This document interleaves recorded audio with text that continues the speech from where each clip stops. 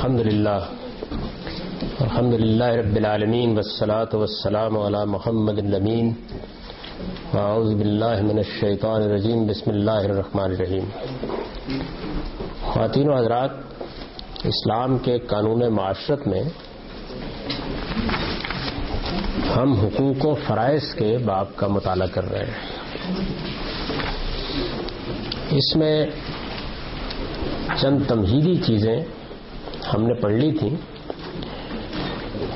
ان میں یہ بتایا گیا ہے کہ ایک مرد و عورت کے اس فیصلے سے کہ وہ میاں بیوی کی حیثیت سے زندگی بسر کریں گے،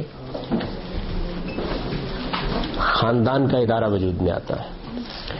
اور جب خاندان کا ادارہ وجود میں لانا انسانیت کی ضرورت ہے تو پھر اس ادارے میں نظم اس کی ضرورت ہے. یعنی اگر کوئی ادارہ آپ نہیں قائم کرتے تو پھر کسی نظم کی ضرورت بھی نہیں. میاں اور بیوی کے تعلق کو قرآن جہاں سے دیکھتا ہے وہ جگہ یہ ہے کہ ان دونوں نے مل کے، یعنی دونوں یہ فیصلہ کر لیں. خاتون یہ فیصلہ کرتی ہے کہ مجھے بیاہ نہیں کرنا، مرد فیصلہ کر لیتا ہے. اور بڑے بڑے صالحین نے یہ فیصلہ کر لیا. اس کے وجوہ اسباب ہو سکتے ہیں. کسی آدمی کے یہ فیصلہ کرنے کو ہم بے وجہ بھی قرار دے سکتے ہیں، اس پہ تنقید بھی کر سکتے ہیں، لیکن معقول وجوہ کی بنیاد پر بعض لوگوں نے یہ فیصلہ کیا ہے. اس میں جو بہت بڑے بڑے لوگ ہیں ان میں سب سے بڑھ کر سیدنا مسیح علیہ السلام ہے، سیدنا یحییٰ ہے. دونوں نے یہ ذمہ داری نہیں اٹھائی. اس کے وجوہ بتایا انہوں نے کہ انہوں نے یہ ذمہ داری کیوں نہیں اٹھائی، لیکن بہرحال نہیں اٹھائی. ایسے ہی بعض خواتین نے یہ فیصلہ کیا ہے اپنے معاملے میں کہ انہوں نے یہ ذمہ داری نہیں اٹھائی. تو اگر تو کوئی خاتون یا کوئی مرد یہ ذمہ داری نہیں اٹھاتا، وہ آزاد ہے، اپنی زندگی بسر کریں. صرف اخلاقی تقاضے ہوں گے جن کو انہیں ملحوظ رکھنا ہوگا. لیکن جس وقت آپ یہ ذمہ داری اٹھا لیتے ہیں تو یہ شادی بیاہ محض جنسی تعلق قائم کرنے کا ذریعہ نہیں ہے، یہ اصل میں ایک ادارے کو وجود میں لانا ہے. یہ وہ بنیادی بات ہے جس پر اصل میں یہ سارا قانون مبنی ہے. یعنی جو معاشرت کا قانون ہماری شریعت میں دیا گیا ہے، اللہ تعالیٰ نے دیا ہے، یہ اس بنیادی کانسیپٹ پر مبنی ہے.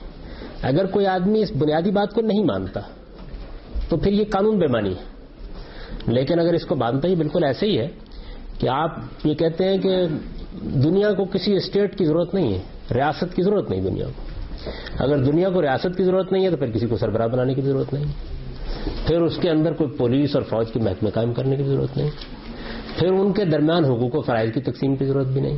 میں نے آپ سے عرض کیا تھا نا کہ جب آپ ریاست کو ایک ادارہ مان لیتے ہیں، اسے اپنی ضرورت مان لیتے ہیں، تو پھر آپ کو اپنے ہی جیسے ایک انسان، بلکہ ہو سکتا ہے کہ وہ علم میں، عقل میں، شرافت میں، نجابت میں، خاندان میں، روپے میں، پیسے میں آپ سے بہت کم تر ہو. ایک معمولی کانسٹیبل کے ہاتھ اٹھانے جانے پر اپنی گاڑی کھڑی کرنی پڑتی ہے. اس لیے کہ جس وقت آپ ایک ادارہ بن جاتے ہیں تو ادارے کی فطرت ہے کہ اس کے اندر نظم قائم کیا جائے، اس کا کسی کو سربراہ مقرر کیا جائے، کوئی اس میں فیصلے کرے اور کوئی اس کے استحکام کو قائم رکھے، اسے ٹوٹنے نہ دے. یہ فطرت ہے ادارے کی. دنیا کے اندر اس وقت دیکھ لیجئے کہ کوئی شریعت نے لوگوں کو نہیں کہا کہ وہ حکومتیں بنا کے رہیں. دنیا میں اس وقت بہت سے اقوام ہیں، مسیحیوں کی 10 سلطنتیں ہیں، وہ شریعت کو ویسے ہی الگ کر چکے ہیں. یعنی یہود اور ہم تو کہہ سکتے ہیں آپ کہ دوسری جگہ پر کھڑے ہیں، ان کے ہاں تو یہ مسئلہ ہی نہیں ہے. لیکن اس کے باوجود بدھ ہوں، ہندو ہوں، خدا کو ماننے والے ہوں، نہ ماننے والے ہوں، اس صدی میں بعض بڑے مفکرین جو مغرب میں پیدا ہوئے انہوں نے یہ خواہش ظاہر کی کہ اسٹیٹ لیس سوسائٹی وجود میں آ جائے. لیکن یہ فطرت کے خلاف جنگ ہے، انسانی جبلتوں کے خلاف جنگ ہے. انسان جیسا بنایا گیا ہے اس میں اس کا کوئی امکان نہیں ہے. تو ریاست ایک ادارے کے طور پر انسانیت کی ضرورت ہے. جب ہم ریاست وجود میں لاتے ہیں تو اب دیکھیں پھر کتنے مسائل پیدا ہو جاتے ہیں. یعنی اب نظم ہوگا، اب ٹیکس دینا پڑے گا، اب سربراہ ہوگا، اب اس کی ذمہ داریوں کو شیئر کرنا پڑے گا، اب قانون ہوگا، اب اس کی پابندی کرنی پڑے گی، اب قاعدے ہوں گے، ان کے مطابق رہنا پڑے گا، یہ سب چیزیں. لیکن اگر کوئی آدمی اس بیسک پریمیسز کو چیلنج کر دیتا ہے، وہ یہ کہتا ہے کہ میرے خیال میں تو کوئی اسٹیٹ کی ضرورت نہیں ہے، بس ختم ہو گئی بات. تو میں نے یہ عرض کیا کہ اصل میں یہاں سے بات شروع کی اور اس کے پھر دلائل کی طرف میں نے آپ کو متوجہ کیا تھا کہ یہ ساری بحث جو شریعت کے اندر جو کانسیپٹ ہے یعنی جو معاشرت کا قانون ہمیں شریعت نے دیا ہے یہ مبنی ہے اس بات پر کہ خاندان کا ادارہ انسان کی ضرورت ہے اور اسے ہر حال میں وجود میں آنا چاہیے. وہ وجود میں نہیں آئے گا تو پورے انسان کے لیے کوئی نظام نہیں بنایا جا سکتا. اس کی وجوہ اسباب پر ہم بڑی تفصیلی گفتگو کر چکے ہیں کہ کیوں ایسا کیا گیا.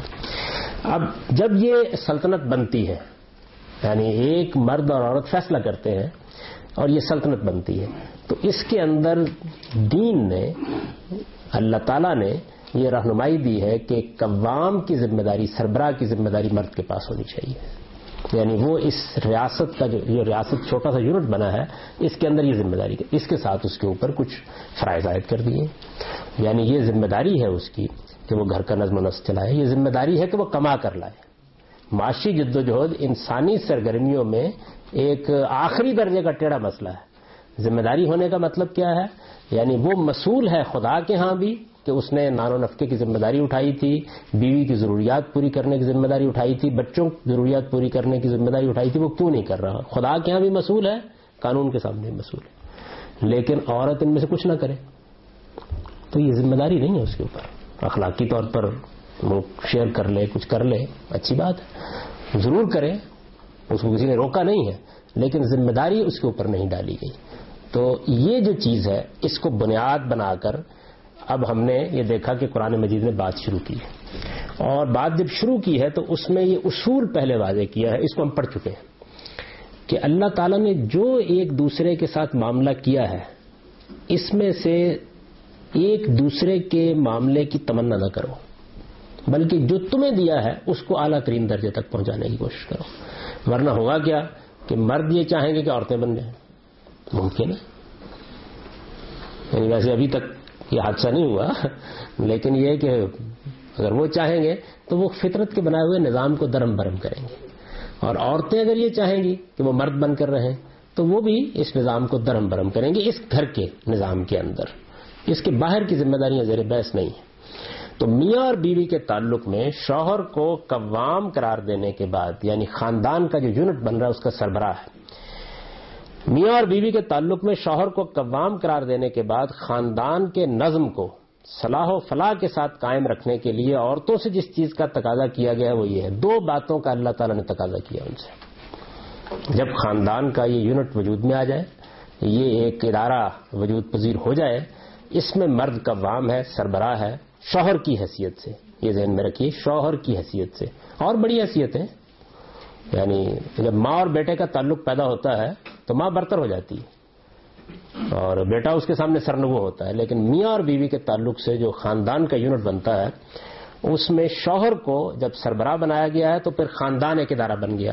اس ادارے کا نظم قائم رکھنا ہے. اس کو قائم رکھنے کے لیے عورتوں سے دو باتوں کا تقاضا کیا گیا. دیکھیے بڑی گہری باتیں ہیں.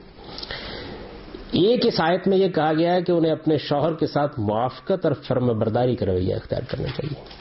یہ بالکل ایسی بات ہے جیسے ہم کہیں گے کہ اگر ایک اسٹیٹ وجود میں آ گئی ہے اور ہم نے اس میں ایک شخص کو اپنا سربراہ بنا دیا ہے تو پھر باقی سارے لوگوں کو خواہ وہ اشتو افلاطونی کیوں نہ ہو قانون کی پابندی کا رویہ اختیار کرنا چاہیے. یعنی پھر موافقت اور ایڈجسٹمنٹ کا اگر رویہ نہیں ہے تو یہ خاندان کا ادارہ بن نہیں سکتا, چل ہی نہیں سکتا. اس میں کسی ایک کو فیصلے کرنے ہیں, یہ اس کو کیسے فیصلے کرنے چاہیے, ظاہر ہے اعتماد میں لے کے کرنے چاہیے, مشورے سے کرنی چاہیے, رائے سے قائم کرنے چاہیے, لیکن نظم نہیں قائم رہ سکتا.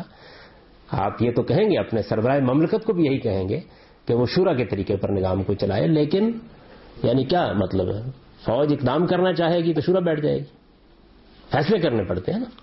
تو ان فیصلوں میں یہ ذمہ داری رہے خاتون کی, اگر اس نے بیوی کی حیثیت سے رہنا قبول کر لیا, نہ کرے, کر لیا ہے تو پہلی چیز یہ ہے کہ موافقت اور ایڈجسٹمنٹ کا رویہ اختیار, بات ماننے کا رویہ اختیار کرے, معقول بات.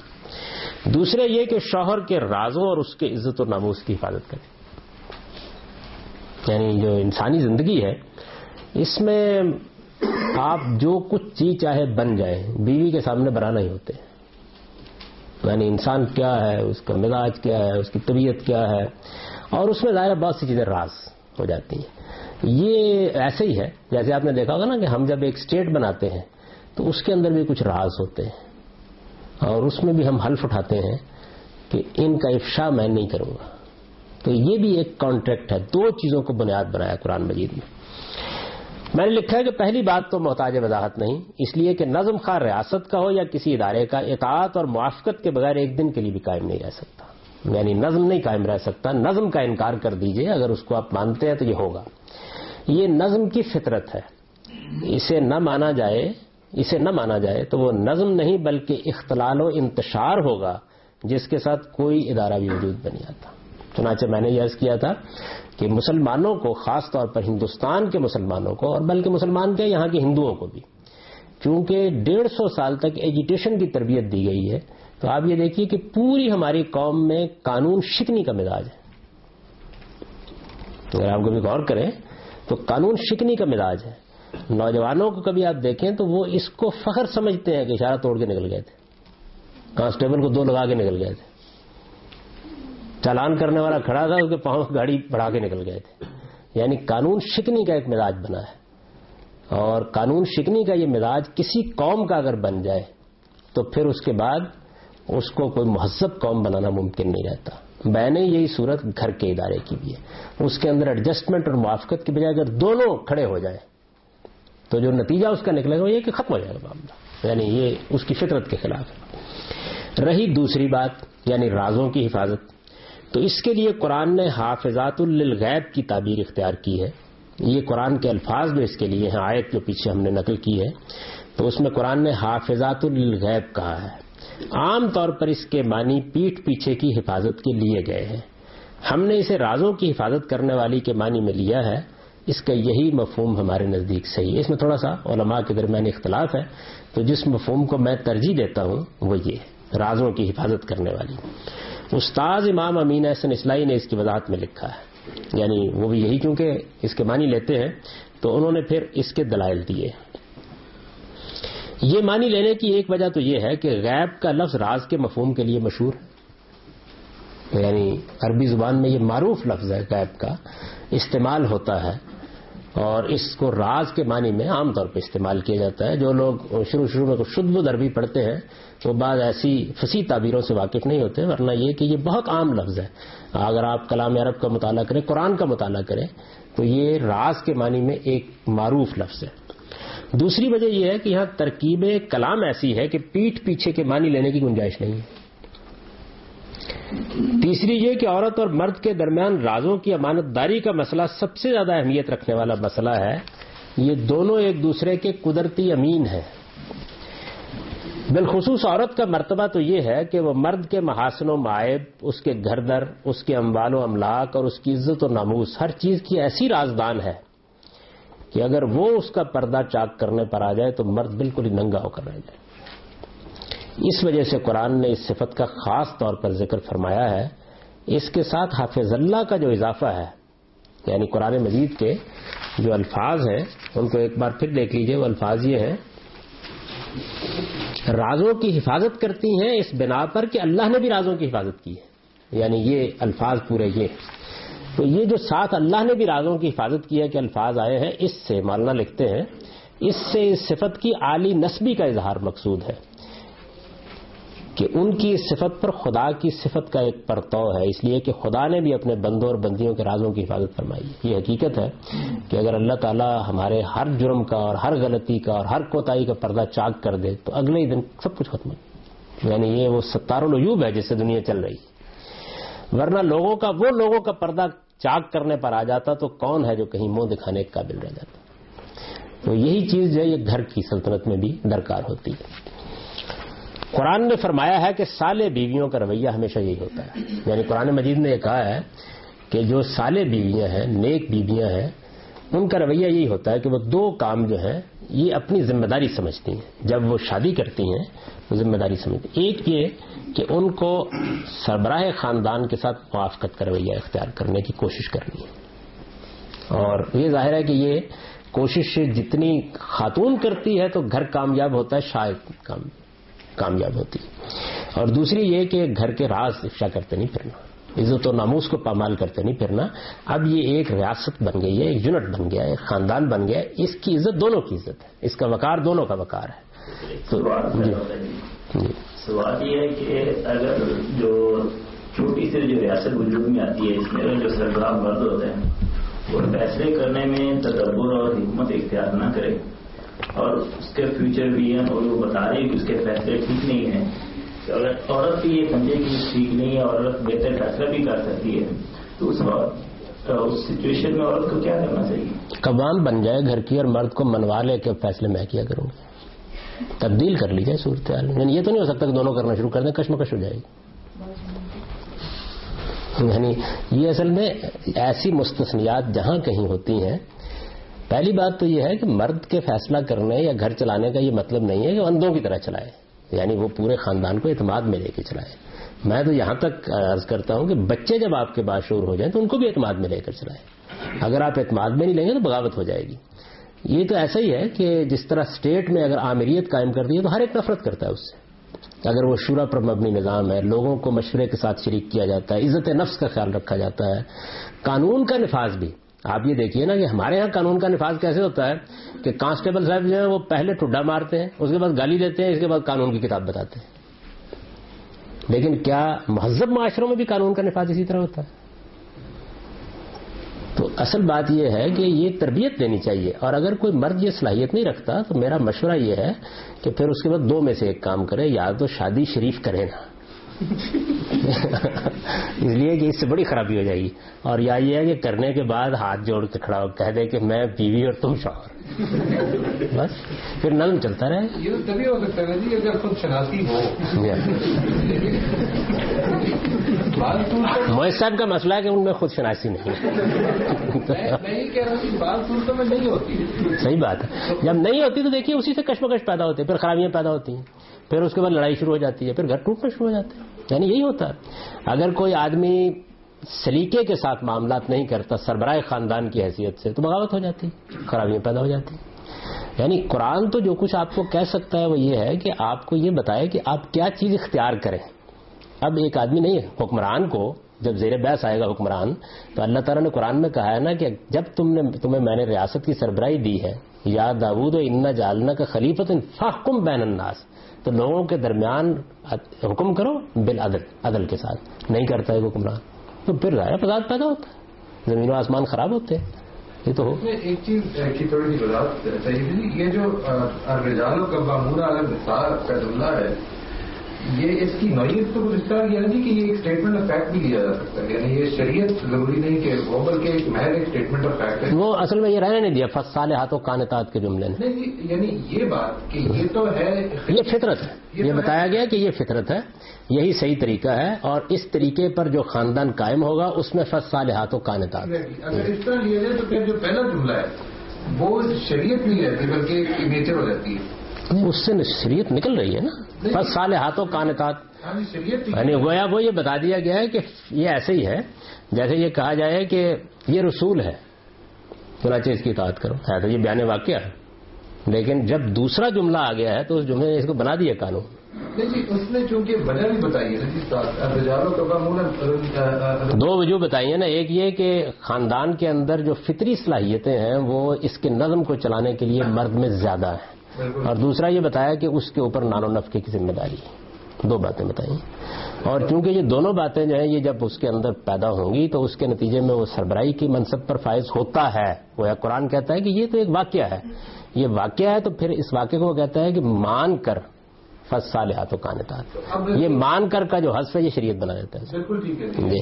لیکن وہ شریعت پھر دوسری بات کو بناتا ہے یعنی فالصالحات و قانتات کو بناتا ہے. وہ مقدمہ آپ سے آپ اس کا حصہ بن جاتا ہے نا. وہ مقدمہ اگر اس کا حصہ نہیں ہے تو پھر کچھ نہیں ہے.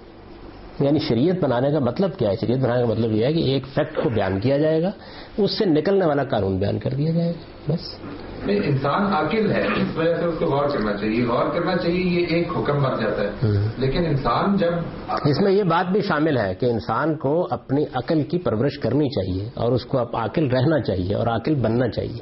یہ تو اس کی ایکسٹینشن ہے. یہ اس درمیانی مقدمے کے اندر ہے. یعنی اگر انسان جو کہا انسان عاقل ہے لہذا اس کو غور کرنا چاہیے، تو اصل میں ان دونوں جملوں نے مل کے یہ بتا دیا کہ انسان کو عقل سے کام لینا چاہیے. لیکن اس سے آپ سے یہ نتیجہ نکلتا ہے جی، کیا یہ نکالا جا سکتا ہے کہ جو جو فطری صلاحیت ہے جس کی وجہ سے اللہ تعالیٰ نے یہ ریکگنائز کیا اس کتاب میں کہ الرجال قوامون علی النساء، وہ اگر کسی جگہ پہ لیکنگ ہوگی تو آٹومیٹکلی حکم چینج. جی بالکل ایسے ہی ہوگا. حکم کیا تبدیل ہوگا، ضرورت ہی نہیں رہے گی، کوئی فطرت ہو جائے گی، ختم ہو جائے گا معاملہ. لیکن حکم بھی ختم ہو جائے گا. کیا رہ جائے گا باقی؟ بھائی ایک آدمی کے اندر صلاحیت ہی نہیں ہے، ایک اول جلول کو پکڑ کے آپ نے بیاہ دیا، کیا کرے گا؟ میں نے نہیں کہا جی، میرے بابا نے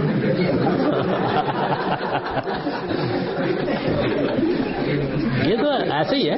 دیکھیے بات یہ ہے کہ قانون تو ایسے ہی بیان کیا جائے گا کہ بھائی جب آپ نے ایک شخص کو حکمران بنایا تو اس کے یہ حقوق ہونے چاہیے، یہ فرائض ہونے چاہیے. قانون یہی ہوگا.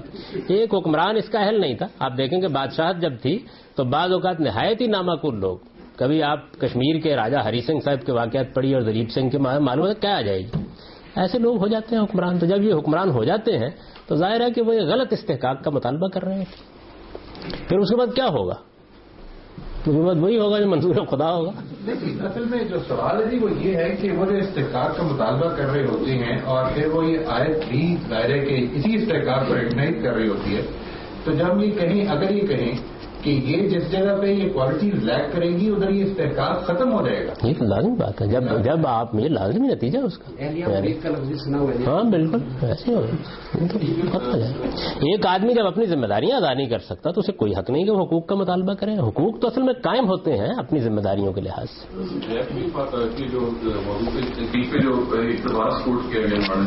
جی جی دوسری وجہ وہ یہ کہ ترکیب کلام میں کوئی گنجائش نہیں ہے. یعنی عربی زبان میں پیٹھ پیچھے کے لیے حافظہ للغیب کے الفاظ نہیں آنے چاہیے. کوئی وجہ نہیں ہے اس کی ترجیح دینے کی. ترکیب کلام یہ نہیں ہونی چاہیے. فلان یحفظ الغیب کا مطلب یہ نہیں ہو سکتا کہ وہ پیٹھ پیچھے کی حفاظت کرتا ہے. حال آنا چاہیے یا فی آنا چاہیے. جی آپ نے فرمایا کہ وہ چاہے تو ذمہ داری اٹھائے چاہے نہ اٹھائے. ذمہ داری نہ اٹھانے پر کوئی گرفت نہیں ہوگی اگر بلا ضرور. کون ذمہ داری نہ اٹھائے؟ یعنی مرد یا عورت میں سے کوئی بھی شادی کرنا چاہے تو کرے، نہ کرنا چاہے تو اس پر کوئی مطلب نہیں. میں نے یہ عرض کیا کہ کوئی معقول وجہ ہو سکتی ہے اس کی. یعنی اگر وہ سمجھتا نہیں ذمہ داری. اچھا ایک آدمی یہ کہتا ہے کہ میری افتاد طبع ایسی نہیں ہے تو اس کی ترغیب دی گئی ہے شادی کی. اس کو اگر آپ اپنے عفت عصمت کی حفاظت کر سکتے ہیں تو لازم نہیں کیا گیا آپ کے اوپر. ترغیب دی گئی. اللہ نے اس کو بہت پسند کیا ہے، ترغیب دی ہے. اور ویسے اس کی ترغیب ہی کافی ہے اس لیے کہ اس کے بغیر ہی اس طرح سے ہے کہ ہمارے معاشرے میں بہت سی خواتین ایسی ہیں جو کہ ہمارے شوہروں کے جو اس وقت مظالم ہیں ان سے پہلے ہی خبردار ہوتی ہیں تو وہ نہیں کرنا چاہتی ہیں شادی، تو وہ بھی معاشرے کی یا والدین کی وجہ سے مجبوراً کر لیتی ہیں. تو ایسی صورتحال میں جی بھائی وہی بات کہی جائے گی کہ یہ معاملہ چونکہ ترغیب اور تلقین کا ہے تو یہ کہا جائے گا کہ بیوی کوئی بہتر آدمی مل ہی جائے گا، خدا سے دعا کرو. اس پہ دو ذرا پوائنٹس ہیں اگر آپ تھوڑی سی توجہ فرمائیں. ایک تو یہ ہے کہ یہاں پر آپ نے کہا کہ اس کا استحقاق ختم ہو جاتا ہے مرد کا. کیا شریعت اس کو اون کرتی ہے؟ دوسری بات یہ کہ اس کا تعین کون کرے گا کہ اس کا یہ استحقاق ختم ہو گیا ہے؟ وقت زمانہ باتیں ایسے طے کر لی ہے تب تو وقت کافی کھلبلی مچ سکتی ہے. مثال کے طور پر اگر میں یہ کہوں کہ جو حکمران عدل نہیں کرتا وہ اصل میں لوگوں سے اطاعت کا استحقاق نہیں رکھتا تو یہ غلط ہوگی میری بات. ٹھیک ہے غلط ہوگی میری بات. اس کے لیے کوئی دلیل دینے کی ضرورت ہے. یہ تو اصل میں اس کی کرالری ہے. ایک حکمران اگر انصاف نہیں کرتا تو اس کے باوجود میں آپ سے یہ کہوں گا کہ بھائی آپ بغاوت نہ کریں، قانون شکنی نہ کریں، لیکن کیا وہ استحقاق رکھتا ہے؟ یعنی اس وقت ہمارے جو حکمران ہیں جو اس وقت حکومت کر رہے ہیں کیا وہ ہم سے اطاعت کا استحقاق رکھتے ہیں؟ میں یہ کہتا ہوں کہ نہیں. وہ خود خائن ہے، غاصب ہیں، انہوں نے آئین توڑا ہے، انہوں نے نظم و نسق کو درم برم کیا ہے، اپنے حلف کی خلاف ورزی کی ہے، مجرم ہے. تو استحقاق تو نہیں رکھتے. لیکن میں آپ کو اور اپنے آپ کو بھی یہی کہتا ہوں کہ ہمیں قانون شکنی نہیں کرنی. تو اسی طرح بیوی کو میں یہ کہوں گا جب اس کو یہ افتاد پیش آ جائے گی کہ میاں صاحب ایسے ہیں کہ اپنی ذمہ داریاں ادا نہیں کرتے تو شوہر کو یہ کہوں گا کہ تم اب استحقاق نہیں رکھتے. اور بیوی سے یہ کہوں گا کہ بیوی اگر جان چھڑانے کا ارادہ نہیں ہے تو پھر برداشت کرو، غور کرو. اور کیا چاہ رہا ہے جو آپ کو کہتا ہوں کہ بھائی حکمران کو برداشت کرو. اس سے تو یہ اندازہ تھا کہ جس طرح ہم اپنے بادشاہ کی یا صدر یا پریزیڈنٹ کی بغاوت نہیں کر سکتے اور اس کی استحقاق ہم تسلیم کرتے ہی رہتے ہیں تو یہاں سے تو یہ اندازہ ہوتا ہے کہ شریعت اور ہم اس کو تسلیم کرتے ہی رہیں گے. ایک عورت یہ فیصلہ کر سکتی ہے ایسے موقعوں پر کہ مجھے چھوڑ دینا چاہیے. یہ بھی فیصلہ کر سکتی ہے کہ اچھا ذمہ داریوں کو میں سنبھال لیتی ہوں اور گھر میں چلاتی ہوں, آپ آرام فرمائیں. اصل میں دیکھیے کبھی قاعدہ کلیہ نہیں ہوتے ایسے قوانین, وہ ایک عموم کو بیان کرتے ہیں. ایسے موقعوں کے اوپر ایسے موقع آ جاتے ہیں, مثال کے طور پر اب دیکھیے کہ بادشاہ سلامت ہے. اس زمانے میں بادشاہ تو ہوتی تھی, بوڑھے ہو گئے. مثلا اس وقت شاہ فہد صاحب جو ہیں وہ مثال ہے اس بات کی. یعنی وہ ایسی حالت کو پہنچ چکے ہوئے ہیں کہ جہاں اب اس کے سوا کوئی چارہ نہیں, کچھ دوسرے لوگوں نے ذمہ داریاں سنبھالی ان ہز نیم چلتا. تو اصل میں یہ باتیں جو ہیں یہ میرے نزدیک یہ بیان کرنے کی کوئی چیز ہی نہیں, یہ تو کرالز ہے اس کی. جس وقت ایک آدمی ایک ذمہ داری پر فائز کیا گیا ہے, وہ ذمہ داری کو ادا نہیں کر رہا تو استحقاق کھو بیٹھا ہے. اب صورتحال خراب ہو گئی ہے, کیا کریں اس موقع کے اوپر. ایک شکل ایسی ہو سکتی ہے کہ ہم یہ محسوس کرتے ہیں کہ بھائی اس کو گھر بھیجا جائے تو بیوی طلاق لے سکتی ہے. دوسری صورت یہ ہے کہ وہ سمجھتے ہیں کہ نہیں بچے ہیں, گھر ہے, یہ آسان نہیں ہوتا یہ معاملہ, مجھے رہنا ہے تو رہنے کا کوئی طریقہ اختیار کرے گی. تیسری شکل یہ ہو سکتی ہے ایسے لوگ ہیں کہ وہ سارا دن نکھٹو چارپائی پر پڑھ کر ہیروئن پیتے رہتے ہیں اور بیوی سے کہتے ہیں جاؤ کام کرو جا کے. یعنی یہ ساری چیزیں دنیا میں ہوں گی نا, تو ان ساری چیزوں میں صرف عورتوں کی آیت سنائی جائے گی, یہ نہیں ہو سکتا. یعنی یہ قرآن نے یہ بیان کیا ہے کہ یہ جو خاندان وجود میں آیا ہے اس کے لیے عمومی قانون یہ ہے کہ اس کے اندر مرد کو قوام کی حیثیت حاصل ہے, اسی سے یہ خاندان خوبصورتی کے ساتھ قائم ہوتا ہے اور اچھی بیویوں کو ان کے ساتھ موافقت کا اور رازوں کی حفاظت کا رویہ اختیار کرنا چاہیے. اب ان میں سے کوئی چیز بھی جب لیک کرے گی تو اس کے کچھ نتائج نکلیں گے, وہ نکل آئیں گے, ان کو روکا نہیں جا سکتا. جی ضعیف العقل عورت کی شادی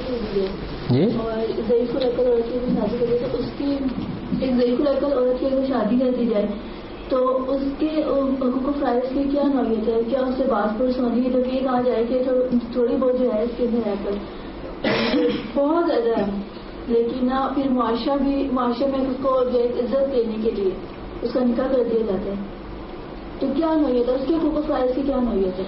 یہ تو ضعیف العقل کا لفظ پتہ نہیں آپ کس معنی میں استعمال کرنی ہے, مطلب ریٹارڈڈ ہے, کیا صورتحال ہے؟ میرے ہمارے جاننے والے ہم دو ہیں بالکل جانا نارمل ہے, لیکن ان کی شادیاں ہوئی ہیں, بچے بھی ہیں, یہ تو ایک کامن سینس کا بھی انہیں پتا نہیں. ہاں تو وہ بیچاری تو معذور ہے. یعنی جب کوئی معذور خاتون ہے یا معذور مرد ہے تو پھر تو اس کے اوپر کوئی ذمہ داری نہیں, وہ تو ایک اصولی بات ہے, اور وہ اصولی بات رسول اللہ صلی اللہ علیہ وسلم نے بھی فرمائی ہے, اور ویسے بھی کامن سینس کی بات ہے کہ جب آدمی علم و عقل اور شعور ہی نہیں رکھتا, معذور ہو گیا ہے, تو اس کے اوپر ذمہ داری بھی نہیں آئے گی. قرآن نے فرمایا ہے کہ صالح بیویوں کا رویہ ہمیشہ یہی ہوتا ہے. اس سے یہ بات آپ نکلی کہ جو عورتیں سرکشی اور تمرد اختیار کریں یا گھر کے رازوں کا دوسروں پر افشا کرتی پھریں وہ خدا کی نگاہ میں ہرگز صالحات نہیں. یعنی سرکشی اور تمرد اختیار کیا جائے, گھر کے راز لوگوں پر افشا کر کے گویا نظم توڑ دیا گیا, ختم کر دی گئی بات. اور یہی چیز اصل میں نشوز ہے. یعنی نشوز کیا ہے کہ ایک خاتون نے بیوی کی حیثیت سے گھر کی ذمہ داری کو ادا کرنے سے انکار کر دیا. ایک معاہدہ ہے نا, نکاح ایک کانٹریکٹ ہے, میاں بیوی کے درمیان ہوا, اور جب اب میاں اور بیوی کے درمیان یہ معاملہ ہو گیا ہے تو بیوی کسی موقع پر کوئی وجہ اس کی ہو سکتی ہے, وہ یہ کہتی ہے کہ میں رہوں گی تو تیری بیوی بن گئی, لیکن رہوں گی نہیں بیوی بن گئی. اس کو نشوز کہتے ہیں. عربی زبان میں اس کے لیے نشوز کا لفظ استعمال کیا جاتا ہے. یہ گویا یوں سمجھ لیجئے کہ جیسے ایک آدمی ایک اسٹیٹ کے اندر کہتا ہے کہ میں قانون نہیں مانوں گا, میں رہوں گا لیکن قانون نہیں مانوں گا. یہ نشوز ہے, بغاوت ہے دوسرے لفظوں میں. یعنی بغاوت پر عورت اتر آئی ہے اور وہ بدنام کرتی پھر رہی ہے اب, اور بغاوت کی وہ نوبت آ گئی ہے, جیسے کہ آگے حدیث آئے گی اس سے معلوم ہوگا کہ اب وہ عزت و ناموس کے معاملے میں بھی یعنی شوہر کو کسی لحاظ سے بھی شوہر نہیں مان رہی. یہ صورت پیدا ہو جاتی ہے تو ظاہر ہے کہ پھر وہ صالح بیوی نہیں رہی. اب لیکن کوئی عورت اگر اس طرح کی سرکشی پر اتر ہی آئے پھر کیا کیا جائے؟ یعنی اگر یہ صورت پیدا ہو جائے تو پھر کیا کیا جائے؟ ابھی دیکھیے مردوں کے حقوق والا معاملہ زیر بحث ہے, عورتوں کے حقوق ابھی آنے والے ہیں. تو اگر یہ صورت پیدا ہو جائے کہ عورت نشوز, یہ سمجھ لیجئے یعنی عام طور پر لوگ یہ جو آگے حکم آ رہا ہے اس کے بارے میں یہ خیال کرتے ہیں کہ میاں صاحب باہر سے آئے ہیں اور انہوں نے کہا کہ تم نے کھانا نہیں پکا کے رکھا ہوا. یہ نشوز نہیں ہے, نہیں پکا کے رکھا کھانا. ٹھیک ہے, کھانا پکانا کوئی اس کی ذمہ داری میں شامل نہیں ہے, فرائض میں شامل نہیں ہے.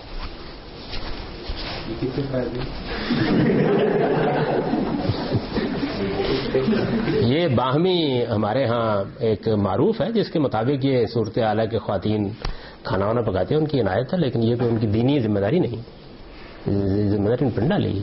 یعنی ایسی کوئی آیت نہیں ہے قرآن مجید میں کہ گھر ان کو سنبھالنا ہے اور گھر کے اندر کھانا ان کو پکانا ہے اور یہ کرنا ہے. یہ کوئی ذمہ داری نہیں ڈالی گئی. یعنی اور عرب عورت تو دونوں کام نہیں کرتی تھی. یعنی کوئی عرب عورت نہ کھانا پکاتی تھی نہ بچوں کو دودھ پلاتی تھی. سر وہ کیا کرتی تھی؟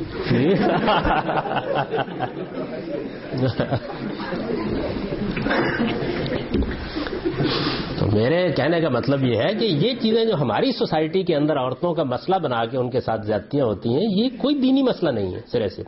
نشوز جس کا ذکر قرآن کی اس آیت میں ہے وہ یہ ہے کہ ایک عورت نے اس بنیادی کانٹریکٹ کو چیلنج کر دیا. یعنی وہ یا تو سیدھی طرح کہے کہ میں اب تمہارے پاس نہیں رہنا چاہتی, وہ کہتی میں رہوں گی بھی اور نہیں رہوں گی. تو یہ رہوں گی بھی اور نہیں رہوں گی, اس کو نشوز کہتے ہیں. اس سے کیسے نمٹا جائے؟ ایک آدمی جذباتی طور پر کہہ سکتا ہے جی بات یہ ہے کہ ٹھیک ہے رخصت کر دیا یہ ٹھیک ہے, لیکن بعض حالات ایسے ہوتے ہیں جس میں یہ بہت مشکل ہو جاتا ہے. اولاد, بچے, خاندانی مجبوریاں, بے شمار چیزیں. اس پر یہ سوال پیدا ہوتا ہے کہ پھر یعنی جس وقت ایک آدمی اسٹیٹ کے قانون کو چیلنج کرتا ہے تو آپ سزا دے سکتے ہیں نا, تو کیا مرد بھی عورت کی تعدیب کر سکتا ہے؟ قرآن کہتا ہے کہ ہاں کر سکتا ہے, یعنی اس موقع کے اوپر کر سکتا ہے. لیکن اس موقع کے اوپر کرنے کے لیے بھی ایک پورا تدریجی نظام اللہ تعالیٰ نے سجیسٹ کیا ہے کہ اس سے گزر کے کر سکتا ہے. وہ سنیے کیا ہے. آیا زیر بحث میں اس سرکشی کے لیے نشوز کا لفظ آیا ہے. اس کے معنی سر اٹھانے کے ہیں, مگر اس کا زیادہ استعمال اس سرکشی اور شوریدہ سری یعنی بغاوت کے لیے ہوتا ہے جو کسی عورت کی طرف سے اس کے شوہر کے مقابل میں ظاہر ہو. اس نے گھر کے نظم و نسق کو چیلنج کر دیا ہے. یہ لفظ عورت کی ہر کوتاہی, غفلت یا بے پرواہی یا اپنے ذوق اور رائے اور اپنی شخصیت کے اظہار کی فطری خواہش کے لیے نہیں بولا جاتا. جن لوگوں نے اس سے یہ مطلب سمجھا بالکل غلط سمجھا ہے. نہ یہ کوتاہی کے لیے بولا جاتا ہے, نہ غفلت کے لیے بولا جاتا ہے, نہ بے پرواہی کے لیے بولا جاتا ہے. سو رہی ہو بی سارا دودھ بلی پی جائے. تو ان تمام موقعوں کے اوپر آپ بات کر سکتے ہیں, گفتگو کر سکتے ہیں, آپ کو کوئی حق حاصل نہیں. یہ لفظ جو قرآن نے یہاں استعمال کیا ہے یہ ذوق, رائے, اپنی شخصیت کے اظہار کی فطری خواہشیں, ظاہر ہے پورا انسان ہے وہ, ان کے لیے لفظ نہیں بولا جاتا, بلکہ اس رویے کے لیے بولا جاتا ہے جب وہ شوہر کی قوامیت کو چیلنج کر کے گھر کے نظام کو بالکل تلپٹ کر دینے پر آمادہ نظر آتی ہے. یہ نشوز ہے, بالکل ٹھیک بغاوت جس کو آپ کہتے ہیں. اللہ تعالیٰ کا ارشاد ہے کہ معاملہ یہاں تک پہنچ رہا ہو تو مرد 3 صورتیں اختیار کر سکتا ہے. یعنی یہ بھی حق ہے اس کو کہ وہ الگ ہو جائے. ایک شریف النفس آدمی اس طرح کی صورتحال میں علیحدگی بھی کر سکتا ہے, وہ رستہ تو کھلا ہے, وہ آگے زیر بحث آئے گا. لیکن اگر طلاق دینا ممکن نہیں ہے اور درست کرنے کی خواہش ہے تو جو پروگرام اللہ تعالیٰ نے تجویز کیا ہے وہ 3 نکات پر مبنی ہے. پہلی یہ کہ عورت کو نصیحت کی جائے, یہیں سے شروع ہونا چاہیے. یعنی نشوز, سرکشی ایک دن میں تو نہیں پیدا ہوتی نا, جب یہ شکل پیدا ہو جائے تو نصیحت کی جائے. آیت میں اس کے لیے واز کا لفظ آیا ہے جس کے معنی یہ ہے کہ اس میں کسی حد تک زجر و توبیخ بھی ہو سکتا ہے, یعنی تھوڑی بہت ڈانٹ ڈپٹ بھی جس کو کہتے ہیں وہ بھی ہو سکتی ہے. یہ کام پہلے کیا جائے گا, نصیحت, تھوڑا سا دباؤ ڈالنا کہ وہ ٹھیک ہو جائے, سرکشی چھوڑ دے, گھر کو برباد نہ کرے, اس کے نظام کو تلپٹ نہ کرے, اور جو اس نے بیوی بن کے رہنے کا فیصلہ کیا تھا اس فیصلے کے آداب کا, تقاضوں کا خیال رکھے. یہ ہو سکتا ہے 2 مہینے 4 مہینے آپ یہ کام کرتے ہیں, ہفتہ 2 ہفتے, سال کرتے ہیں, نہیں کامیابی ہوتی. پھر دوسری یہ کہ اس سے بے تکلفانہ قسم کا خلا ملا ترک کر دیا جائے. تو قرآن مجید کہتا ہے کہ دوسرا اسٹیپ پھر یہ ہونا چاہیے کہ مرد اس کے ساتھ جو میاں بیوی کے تعلقات کی تمام شروعات ختم کر دے, یعنی اس کو ایک طرح سے معلق چھوڑ دیا جائے تاکہ اسے اندازہ ہو کہ اس نے اپنا رویہ نہ بدلا تو اس کے نتائج غیر معمولی ہو سکتے ہیں. یعنی یہ دوسری جگہ ہے. اس کے اوپر بعض لوگ یہ کہتے ہیں کہ سزا تو مرد کو مل گئی, لیکن یہ عربوں کے لیے بہت آسان تھی, لیکن 2-4 ہوتی تھی. خیر، تو دوسری چیز یہ ہے کہ اس کے ساتھ تعلقات منقطع کر دیے جائیں. یعنی مطلب یہ ہے کہ جس کو آپ نے دیکھا ہوگا نا کئی موقعوں کے اوپر مسیحی یورپ میں خاص طور پر یہ بہت ہوتا ہے کہ طلاق نہیں ہوتی، علیحدگی سی ہو جاتی ہے. تو ایک علیحدگی آپ اختیار ہو سکتا ہے، یہ چیز اس کو متنبع کر دے کہ بھئی اب معاملہ کہیں ٹوٹ نہ جائے، خاندان ختم نہ ہو جائے.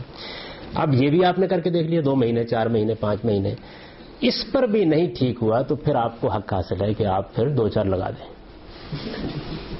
یہ قرآن کی سجیشن ہے. تیسری یہ کہ عورت کو جسمانی سزا دی جائے. یہ سزا ظاہر ہے کہ اتنی ہو سکتی ہے جتنی کوئی معلم اپنے زیر تربیت شاگردوں کا یا کوئی باپ اپنی اولاد کو دیتا ہے. اس کو بھی رسول اللہ نے بہت پابند کر دیا ہے. نبی صلی اللہ علیہ وسلم نے اس کی حد غیر مبرر کے الفاظ سے متعین فرمائی ہے. اس کے معنی یہ ہے کہ ایسی سزا نہ دی جائے جو کوئی پائیدار اثر چھوڑے. یعنی بس وہی بات ہے جو حضور نے بتائی کہ مسواک یا پینسل سے کچھ نہیں بننا. آیت کے انداز بیان سے واضح ہے کہ ان تینوں میں ترتیب و تدریج ملحوظ ہے. یعنی پہلی کے بعد دوسری اور دوسری کے بعد تیسری صورت اسی وقت اختیار کرنی چاہیے جب آدمی مطمئن ہو جائے کہ بات نہیں بنی اور اگلا قدم اٹھانے کے سوا چارہ نہیں رہا. مرد کے تادیبی اختیارات کی یہ آخری حد ہے. قرآن نے فرمایا ہے کہ اگر اس سے اصلاح ہو جائے، اب آپ کے اس سارے عمل کے نتیجے میں اصلاح ہو گئی، تو پھر قرآن کہتا ہے کہ عورت کے خلاف پھر آپ انتقام کی راہیں نہ ڈھونڈیں. معاملہ ٹھیک ہو گیا. اگر اس سے اصلاح ہو جائے تو عورت کے خلاف انتقام کی راہیں نہیں ڈھونڈنی چاہیے، نہ تانوں کا اس کو مورد بنانا چاہیے، نہ یہ باتیں بار بار یاد دلانی چاہیے. ٹھیک ہو گیا نا معاملہ. چنانچہ ان اللہ کانا علی کبیرہ آیت کو ختم کیا اللہ تعالیٰ نے الفاظ پر کہ الفاظ میں تنبیہ کی گئی ہے کہ سب سے بلند اور سب سے بڑا خدا ہے وہ جب آسمان و زمین کا مالک ہو کر بندوں کی سرکشی سے درگزر فرماتا ہے اور توبہ و اصلاح کے بعد نافرمانیوں کو معاف کر دیتا ہے تو اس کے بندوں کو بھی دوسروں پر اختیار پا کر اپنے حدود سے تجاوز نہیں کرنا چاہیے. یعنی آیت کو یہاں ختم کیا ہے. یہ قرآن مجید نے یہ بتایا ہے کہ سرکش خواتین سے نمٹنے کے لیے گھر کے سربراہ کو یہ حق حاصل ہے کہ وہ تادیب کرے. یعنی جس طرح سے والدین میں سے ماں اور باپ دونوں کو حق حاصل ہے کہ وہ بچوں کی سرکشی پر ان کی تادیب کرے، لیکن عورت چونکہ بالغ زندہ شخصیت ہے تو اس کو تادیب آپ پہلے ہی مرحلے میں نہیں کر سکتے. آپ کو ان دونوں مراحل سے گزرنے کے بعد یہ اقدام کرنا ہے. اس سے بھی اصلاح نہ ہو تو پھر اس کے بعد یہ ہے کہ آرام کریں. یعنی پھر کچھ نہیں ہو سکتا. کوشچن ہے جی کہ اس طرح یہ عورت کو اس کی اصلاح کرنے کے پروگرام بتایا ہوا ہے، اگر یہی صورتحال مرد کے ساتھ ہو تو اس کا کیا پروگرام؟ اسٹیٹ کے پاس معاملہ چلا جائے گا. یہ ایسے ہی ہے کہ جس طرح ایک جج آپ کے ساتھ بے انصافی کرتا ہے تو آپ کھڑے ہو کے حکم نہیں سناتے. آداب باپ اگر مثال کے طور پر کسی دن زیادتی کر دیتا ہے اولاد کے ساتھ تو پھر ریاست کے پاس معاملہ جائے گا. بچے کو یہ حق نہیں دیں گے کہ وہ باپ کے آگے ہاتھ اٹھا لے، اس لیے کہ اس سے پھر نظم ختم ہو جائے گا سارا کا سارا. معاملہ عدالت کے پاس چلا جائے گا. یہ تو جناب معاملہ تھا، بس یہی ہے. یعنی قرآن مجید میں مردوں کے معاملے میں یہی باتیں کہی گئی ہیں. اب اس کے بعد سورہ نساء اسی سورہ کی یہ نشوز کی ایکسپلینیشن جو ہے سر اس میں چھوٹی پرابلم یہ آپ نے فرمایا کہ اس کے معنی سر اٹھانے کے اور یہ کہ اس کا زیادہ استعمال اس سرکشی اور شریدہ سری کے لیے ہوتا ہے جو کسی عورت کی طرف سے. قرآن مجید نے اس کو مرد کے لیے بھی استعمال کیا جی ہاں بالکل ایسے ہی بالکل ایسے. وہاں بالکل معنی اور ہوتے ہیں. ہاں وہاں گریز اور اعراض کے معنی ہوتے ہیں اس کے. جب عورت کے لیے استعمال ہوگا نشزت المرا تو یہ سرکشی کے معنی میں استعمال ہوگا، اور جب نشز البال کے الفاظ استعمال ہوں گے تو اس کا مطلب ہے گریز اور اعراض اختیار کر لیے. یہ اس لفظ کے استعمال کا فرق ہے. ترجمہ آپ نے کیا آیت کے الفاظ میں یہ کہ آپ کو سرکشی کا اگر اندیشہ ہو، اس کا مطلب یہ کہ سرکشی تو ابھی غالباً اس درجے میں ظاہر نہیں ہوئی. نہیں، آپ کو معلوم ہو گیا. یہ اندیشہ کا مطلب یہ ہے کہ اب آپ یہ جانتے ہیں کہ اب یہ گھر ٹوٹا. یہاں سرکشی کا اندیشہ سے مراد یہ آخری نوبت آنے والی ہے. سرکشی کی آخری حد جو ہے وہ نمایاں ہو گئی، وہ نمایاں ہونے والی ہے. سرکشی تو شروع ہوگی نا کہیں سے. اب آپ جانتے ہیں کہ یہ اصل میں اب معاملہ وہاں پہنچنے والا ہے تو آدمی پھر اقدام کرے گا نا سمجھانے کا. اچھا جناب، سورہ نساء جو ہے اسی کی 19 نمبر آیت جو ہے یہ عورتوں کے حقوق بیان کرتی ہے. آیت یہ ہے کہ یا ایھا الذین آمنوا لا یحل لکم ان ترثوا النساء کرہا ولا تعضلوهن لتذهبوا ببعض ما آتیتموهن الا ان یاتین بفاحشۃ مبینہ وعاشروهن بالمعروف فَإِن كَرِهْتُمُوهُنَّ فَعَسَىٰ أَن تَكْرَهُوا شَيْئًا وَيَجْعَلَ اللَّهُ فِيهِ خَيْرًا كَثِيرًا۔ ایمان والو، تمہارے لیے جائز نہیں ہے کہ زبردستی عورتوں کے وارث بن جاؤ، اور نہ یہ جائز ہے کہ جو کچھ انہیں دیا ہے اس کا کچھ حصہ واپس لینے کے لیے انہیں تنگ کرو، ہاں اس صورت میں کہ وہ کسی کھلی ہوئی بدکاری کا ارتکاب کریں، اور ان سے بھلے طریقے کا برتاؤ کرو، اس لیے کہ تمہیں وہ پسند نہیں ہے، تو ہو سکتا ہے کہ تم کوئی چیز ناپسند کرو اور اللہ اسی میں تمہارے لیے بہت بڑی بہتری پیدا کر دے۔ یہ عورتوں کے بارے میں۔ اب ذرا دیکھیے اس میں کیا باتیں کہی گئی ہیں۔ یہ عورتوں کے حقوق اور ان سے متعلق صحیح رویے کا بیان ہے۔ پہلی بات یہ فرمائی ہے کہ عورتیں کوئی مال معاشی نہیں ہیں کہ جس کو میراث میں ملے وہ انہیں لے جا کر اپنے باڑے میں باندھ لیں۔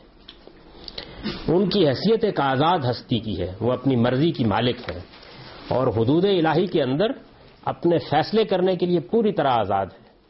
اس ہدایت کی ضرورت اس لیے پیش آئی کہ عرب جاہلیت کے بعض طبقوں میں یہ رواج تھا کہ مرنے والے کی جائیداد اور اس کے مال معاشی کی طرح اس کی بیویاں بھی وارثوں کی طرف منتقل ہو جاتی تھیں، اور وہ اگر اس کے بیٹے بھی ہوتے تو بغیر کسی تردد کے ان کے ساتھ زن و شو کا تعلق قائم کر لیتے تھے۔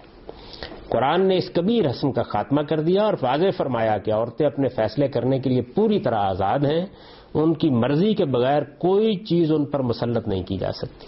پہلی بات یہ فرمائی ہے۔ دوسری بات یہ فرمائی ہے کہ بیوی اگر ناپسند بھی ہو تو اس سے اپنا دیا دلایا واپس لینے کے لیے اس کو زیک میں ڈالنے اور تنگ کرنے کی کوشش کسی بندہ مومن کے لیے جائز نہیں ہے۔ اس طرح کا رویہ صرف اس صورت میں گوارا کیا جا سکتا ہے جب وہ کھلی ہوئی بدکاری کرنے لگ جائے۔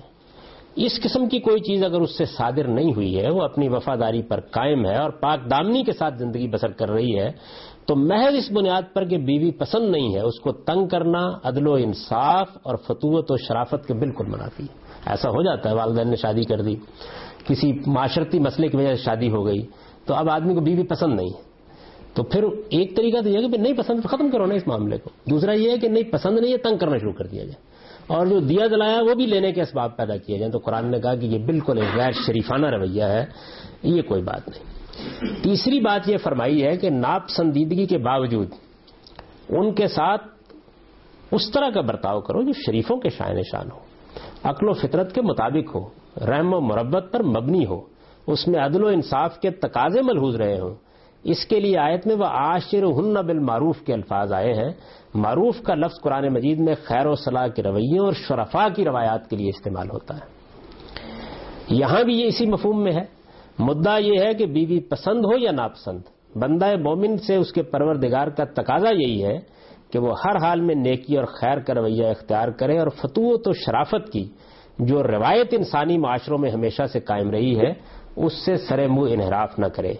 چنانچہ فرمایا ہے کہ ناپسندیدگی کے باوجود شوہر اگر اس سے اچھا برتاؤ کرتا ہے، یعنی بیوی پسند بھی نہیں ہے، کسی پہلو سے پسند نہیں ہے، لیکن وہ کہتا ہے کہ چونکہ اب میں نے اس کو بیوی کی حیثیت سے رکھنا ہے، اور پھر وہ اپنے جذبات پر قابو پا کر اس سے اچھا برتاؤ کرتا ہے، تو فرمایا تو ہو سکتا ہے کہ دنیا اور آخرت کی برکتوں کے بہت سے دروازے اسی کے ذریعے سے اس کے لیے کھول دیے جائیں۔ یعنی اللہ تعالیٰ نے ترغیب دی ہے۔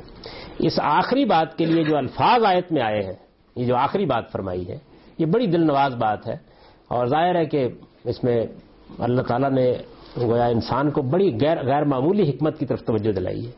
استاد امام امین حسن اصلاحی نے ان کی وضاحت میں لکھا ہے، یہاں لفظ اگرچہ عصا استعمال ہوا ہے جو عربی میں صرف اظہار امید اور اظہار توقع کے لیے آتا ہے، لیکن عربیت کے ادا شناس جانتے ہیں کہ اس طرح کے مواقع میں جیسا کہ یہاں ہے، اللہ تعالیٰ کی طرف سے ایک قسم کا وعدہ مضمر ہوتا ہے۔ یعنی یہ لفظ جب قرآن میں آتا ہے تو اس میں ایک طرح کا وعدہ پوشیدہ ہوتا ہے۔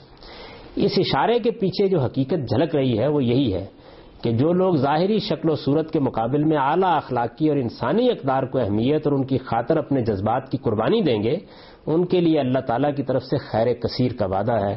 جن لوگوں نے اس وعدے کے لیے بازیاں کھیلی ہیں وہ گواہی دیتے ہیں کہ یہ بات 100% حق ہے، اور خدا کی بات سے زیادہ سچی بات کس کی ہو سکتی ہے۔ یعنی اللہ تعالیٰ نے گویا یہ بتایا ہے کہ اس طرح کے موقعوں پر جب بیوی ناپسند ہو تب بھی اس سے واضح ہے کہ جب ناپسندیدگی کے باوجود اللہ تعالیٰ کا مطالبہ یہ ہے تو عام حالات میں کوئی غلط رویہ بیوی کے ساتھ اللہ کی کس قدر ناراضی کا باعث ہوگا۔ یعنی اس میں جو بات بیان کی گئی ہے وہ یہ مردوں کو متنبہ کیا گیا ہے کہ معاملہ پروردگار کے ساتھ ہے۔ یہ اسی کا بڑا عمدہ نمونہ ہے وہ نبی صلی اللہ علیہ وسلم نے دیکھا کہ پیچھے سے ابو مسعود انصاری، بڑی مشہور روایت ہے، گلی میں جاتے ہوئے اپنے خادم کو پیٹ رہے ہیں. تو آپ نے کہا کہ ابو مسعود، خدا کو تم پر اس سے زیادہ قدرت ہے جتنی تمہیں اپنے خادم پر. تو انہوں نے فوراً پیچھے پلٹ کے کہا کہ میں نے اس کو آزاد کر دیا. تو ہم میں نہ کرتے تو جہنم میں جاتے. یعنی اس معاملے میں آدمی کو اتنا، اللہ تعالیٰ نے اس آیت میں یہ بتایا ہے کہ ناپسندیدگی کے باوجود، یعنی بات کو ایکسٹریم سے لیا ہے، ناپسندیدگی کے باوجود یہ رویہ اختیار کرو. نہ پیسے اینٹنے کی کوشش کرو، نہ دیا جلایا لینے کی کوشش کرو، نہ تنگ کرنے کی کوشش کرو، نہ ذیک میں ڈالنے کی کوشش کرو، نہ عزت نفس کے خلاف کوئی بات کرو، بلکہ عاشرہن بالمعروف. شرفاء کا جو طریقہ ہے، مہذب لوگوں کا طریقہ ہے، وہ بیویوں کے ساتھ اختیار کرو. جب ناپسندیدگی کے باوجود یہ ہدایت ہے تو پسندیدگی ہو اور پھر آدمی غلط رویہ اختیار کرے تو اندازہ کیجئے. رسول اللہ صلی اللہ علیہ وسلم نے خطبہ حجۃ الوداع میں جو باتیں فرمائی ہیں وہ میں نے آخر میں نقل کر دی ہیں، یہ خطبے کا حصہ ہے. استوصوا بالنساء خيرا فإنهن عندكم أوان ليس تملكون منهن شيئا غير ذلك إلا أن يأتين بفاحشة مبينة فإن فعلن فاهجروهن في المضاجع واضربوهن ضربا غير مبرح فإن أطعنكم فلا تبغوا عليهن سبيلا إن لكم من نسائكم حقا ولنسائكم عليكم حقا فأما حقكم على نسائكم فلا يؤتين فرشكم من تكرهون ولا يأذن في بيوتكم لمن تكرهون ألا وحقهن عليكم أن تحسنوا إليهن في كسوتهن وطعامهن. بالکل یعنی اس آیت کو سامنے رکھ کے حضور نے آخر میں جاتے جاتے یہ کہا، عورتوں کے لیے اچھے برتاؤ کی نصیحت قبول کرو، اس لیے کہ حقوق زوجیت کے لیے وہ تمہاری پابند ہے، تم ان پر اس کے سوا کوئی اختیار نہیں رکھتے. یہ وہ بات ہے جو میں نے آپ کی خدمت میں عرض کی. اس لیے کہ حقوق زوجیت کے لیے وہ تمہاری پابند ہیں، تم ان پر اس کے سوا کوئی اختیار نہیں رکھتے. ہاں اگر وہ کھلی ہوئی بدکاری کریں تو تم کو حق ہے کہ ان کے بستروں میں انہیں تنہا چھوڑ دو اور اس پر بھی نہ مانے تو انہیں پیٹو. یہ وہی بات ہے جو پہلے آ گئی ہے. مگر اتنا جو کوئی نشان نہ چھوڑے، پھر اگر وہ اطاعت کرے تو ان پر الزام کی راہ نہ ڈھونڈو. بے شک عورتوں پر تمہارا حق ہے اور تم پر بھی ان کے حقوق ہیں. تمہارا حق تو یہ ہے کہ تمہارے ناپسندیدہ کسی شخص کو وہ نہ تمہارا بستر پامال کرنے دیں، نہ تمہارے گھر میں آنے کی اجازت دیں. سنو، اور ان کا حق یہ ہے کہ اپنی استطاعت کے مطابق انہیں اچھے سے اچھا کھلاؤ اور اچھے سے اچھا پہناؤ. یہ رسول اللہ کا آخری خطبہ ہے، حجۃ الوداع کا خطبہ، اس کا ایک حصہ ہے یہ عورتوں کے بارے میں. تو جناب اس کے ساتھ ہی حقوق و فرائض کا باب ختم ہو گیا اور اب تعدد ازواج کا خوشگوار بات.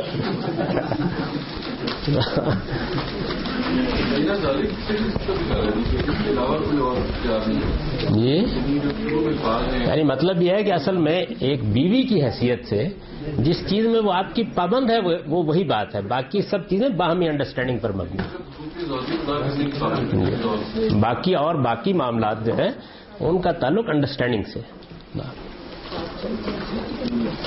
یعنی ہمارے معاشرے میں یہ تقسیم ہو گئی کہ بھئی خواتین گھر گھر کو سنبھال لیتی ہیں، مرد باہر کو سنبھال لیتا ہے. یہ تقسیم ٹھیک ہے، فطری ہے، اچھی بات ہے، لیکن یہ کوئی شرعی نہیں، یعنی یہ کوئی شریعت کا حکم نہیں ہے. دین میں یہ بات کہیں نہیں کہی گئی. آپ نے دیکھا دونوں آیتیں آپ نے پڑھ لی، مردوں والی بھی اور عورتوں والی بھی، دونوں میں یہ بات کہیں نہیں کہی گئی. یہ جو بات کیا میں فرمائی تھی کہ فین فالنا فاضر بھولنا پھر مزاجی، یہاں پر جو فین فالنا ہے وہ تو ایک بڑی ایکسٹریم چیز کے لیے آ رہا ہے، یعنی فائدے سے مبینہ کے لیے آ رہا ہے. تو اس کے بعد تو یہ چیز اپلائی نہیں ہونی چاہیے صورت نہیں، اس کے بعد بھی تو روکا جائے گا. یعنی یہ بہت سے لوگ یہ کہتے ہیں کہ اس کے بعد اس کو چھوڑ دیا جائے گا، اس کی اصلاح کرنے کی اس وقت بھی کوشش کرنی چاہیے. لیکن فائدے سے مبینہ سے کیا مراد ہے؟ یعنی مطلب یہ ہے کہ اب وہ دوسروں کی طرف میلان بھی ظاہر کرنے لگ گئی، سرکشی اس درجے میں پہنچ گئی. لیکن رسول تو اس سے بہت پہلے بھی پہلے شروع تو پہلے سے، اسی لیے وہ خافا کے الفاظ اسی لیے استعمال کیے گئے. یعنی نظر آ رہا ہوتا ہے کہ اب یہ گھر توڑے گی اور دوسروں کی طرف میلان شروع ہو گیا. لیکن یہ جو الفاظ ہے فائدے سے مبینہ کہ یہ کیا ایک پروون سین کے لیے نہیں استعمال ہوتے؟ یہ تو نہیں، ایسا نہیں. یعنی کھلی بس، یعنی نون سمجھا آپ کے نزدیک مرد نے اقدام کرنا، یعنی اسے معلوم ہو گیا کہ اب کدھر جا رہا ہے معاملہ، تو روکنے کی کوشش تو کرنی چاہیے. آپ کہہ سکتے ہیں، یعنی یہ تو بات یہ ہے کہ آپ ایک آدمی اپنے حالات کے لحاظ سمجھتا ہے کہ بھائی معاملہ اتنا خراب ہو گیا کہ اب السلام علیکم، تو دین نے روکا تھوڑی ہے. لیکن اگر رکھنا ہے تو پھر اصلاح کرنی پڑے گی، ورنہ کیا کریں گے. وہی کریں گے جو میرا ہمسایہ کرتا تھا. یعنی قرآن مجید میں جس طرح سے یہ اللہ یاتینا الغائب مبینہ استعمال میں بھی وہ تو الٹیمیٹلی آخری درجے پر بنا ہو جانے کی. یہ اصل میں پوری بات جو نبی صلی اللہ علیہ وسلم کی پوری بات ہے وہ ظاہر تدریج میں ہوگی پوری کی پوری بات. اس کا ایک حصہ آخری درجے کا روایت ہو گیا. روایتوں میں تو یہ ہوتا ہے نا, قرآن نے یہ نہیں کیا, اس نے نشوز کا لفظ استعمال کیا اور وہ بہت صحیح لفظ ہے, اور اس میں بھی خافہ استعمال کیا. یعنی جب معاملہ بگڑنے کی طرف جا رہا ہے, سرکشی شروع ہو رہی ہے, وہاں سے سمجھانا شروع کرو تاکہ گھر بگڑے نہیں, ورنہ تو پھر سب کچھ ختم ہو جائے گا. لیکن روایت کے اندر ظاہر ہے کہ وہ لوگوں نے سنی ہوئی بات روایت کی ہے. تو میرا ہمسایہ تھا ایک, تو وہ ایک دن رات کو یہ ہوا کہ چھت پہ سوئے ہوئے, اس کی بیوی اس کے سینے پر چڑھی ہوئی مار رہی اسے, اور وہ بالکل آگے سے کچھ نہیں کر رہا, بلکہ صرف یہ کہہ رہا کہ میں تیری ماں نے وعدہ کیا تھا, میں نہیں ہاتھ اٹھا رہا.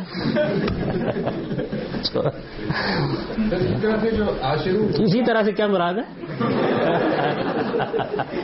جو میری پچھلی بات عاشر ہنر کے مقابل میں یہاں پہ نبی صلی اللہ علیہ وسلم سے بڑی الفاظ ہے وہ ہیں, یعنی حق ہونا علیکم ان تحسنوا الیہن فی کسوتہن. یہ بھی ایک جزو ہے, یہ بھی ایک بہت چھوٹا سا جزو ہے. یعنی روایتوں میں تو یہ نا کہ پتہ نہیں حضور نے کتنی لمبی بات کہی ہوگی, کتنی فصیح بات کہی ہوگی. اس لیے قرآن پر بھائی اس میں کرنٹ ہے کافی ہے, اس کو دیکھ لیجیے.